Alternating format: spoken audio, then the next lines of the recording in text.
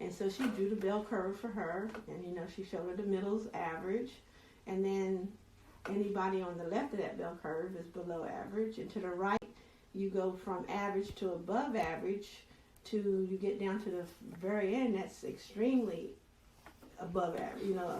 She showed her, you're down here, not very many people are really smarter than you. So she started crying because she really thought when I would tell her she was smart that she's not smart, because she has a problem getting it out of the head. Her problem is not that it's in the head.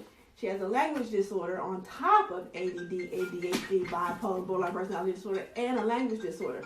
So getting it out of her head is the hard part, and that's where she's below average.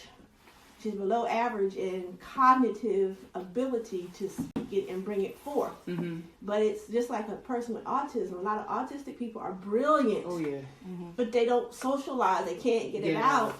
And so level was in 8th grade after a lot of tutors, after a lot of counselors. So I've been dealing with all this kind of stuff for a long time.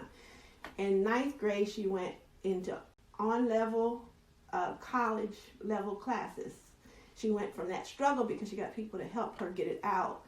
And then she tested out of high school a year early in 11th grade.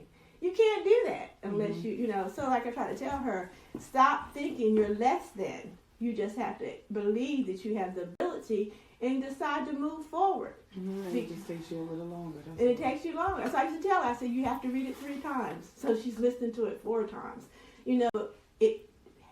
What is it that can make you work? And that's what you have to do. You have to believe in yourself. But the lady, I thought, was kind enough, because at 28, she sat and really listened. It's not the first person to try to tell her that. She just could not receive it. But I think she received it the other day at 28, and a lot of times she only sees things black or white, and the world works in the gray. We live in the gray. Everything is we just live like this. In her world, dip and dip, there's no middle. And I have to explain things to her all the time. Michelle, that's gray. You may not like it, but it's gray. So, but, hopefully you'll get stronger and learn, and believe in yourself. Right?